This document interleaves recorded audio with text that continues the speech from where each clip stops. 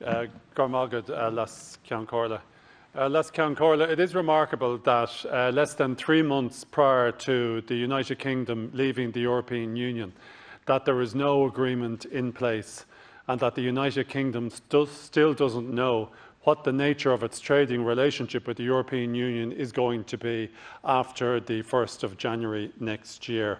I think what we need to learn from this is that if you're ever going to go down the route of having a very significant referendum in your country, as we may do in this country in years to come, you have to be sure that you do your homework in advance of it.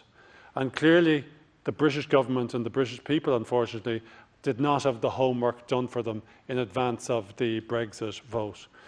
Irrespective of whether or not the European Union and the United Kingdom reach an agreement within the next 3 months, what we do know for certain, Las Ceann, is that on the 1st of January 2021, the United Kingdom is going to leave the single market and it's going to leave the customs union. That is a remarkable statement, because I don't think anyone who was proposing Brexit in advance of the referendum in 2016 was seriously contending that the United Kingdom, if it voted to leave the European Union, would automatically take itself out of the single market and out of the customs union. That is what has come to pass, and it has come to pass to a large extent because of political manoeuvring within the United Kingdom political system that took place in the aftermath of the referendum. Let there be no doubt about it that the single market was probably the most significant development that this country undertook that led to our remarkable economic achievement over the past 20, 30 years. You don't have to believe me for that, Las Ceann, but anyone interested in Brexit and the development of Ireland in the second half of the 20th century should read Kevin O'Rourke's book, A Short History of Brexit. It reveals that the really remarkable performance of Ireland since 1980 was due to our membership of the single market. That's what really transformed the Irish economy. I think we now need to recognise, however, that that is going to be significantly affected as a result of the fact that one of our largest trading partners within the single market, the United Kingdom, is going to depart from that market on the 1st of January next. I had the benefit of being at my second Finance Committee meeting yesterday, and it was attended by Minister Sean Fleming. And we had an opportunity to consider some of the figures that were being put forward by Minister Fleming in respect of this country's preparedness for Brexit. In particular, Minister Fleming told us about how the state, through the Revenue Commissioners, has hired considerably more officials for the purpose of performing custom duties on goods arriving from the United Kingdom, and which will be necessary in light of the fact that they're departing from the customs union. However, one point that was repeatedly emphasised by him is that he has a concern, and I must say it's a concern I share with him, having had to listen to what he said, is that there are very many smaller businesses in Ireland who may not yet be fully prepared for the consequences of Brexit. I agree that I think it appears to be the case that the larger, well-resourced businesses in Ireland are prepared. They've had expert advice. They know how their business is going to be affected.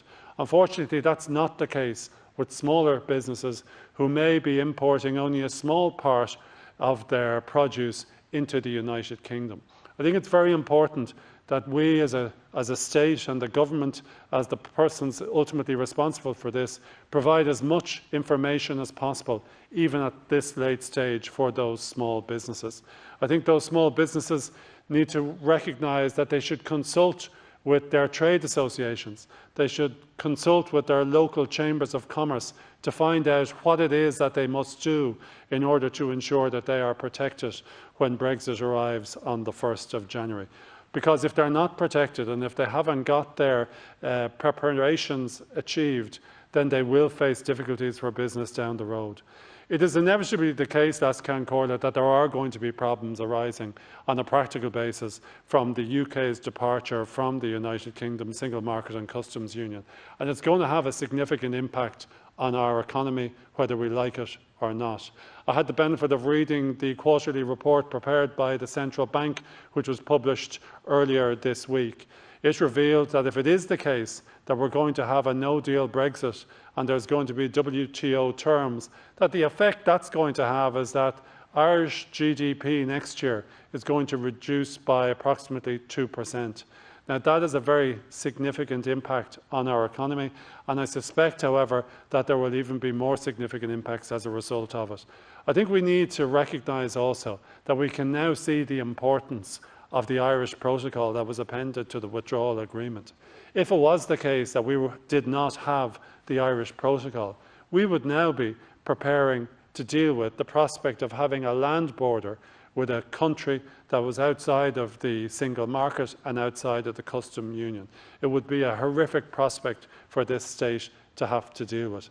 I think it's also important when you look at the central bank report that you become aware of the threats being posed to the Irish economy by the joint combination of COVID and indeed Brexit. And it makes very stark reading. I suppose one of the things that is apparent from it is that our export business is so strong in Ireland that hasn't been that affected by COVID. However, what is under threat, and I know Minister Troy will be aware of this, is our domestic economy, our small and medium enterprises in this country. They are posed significant challenges by the opening and closing caused by the COVID restrictions. I think we face a very daunting task ahead of us last Count Corla, but I know it's something that this country will be able to deal with. And can I just remind people in this House, if they think that they're being exposed to unprecedented challenges, let us think of what our forefathers and foremothers went through 100 years ago. Thank you, Deputy. When during the time of the Spanish flu, they were able to fight and achieve Irish independence. Thank you.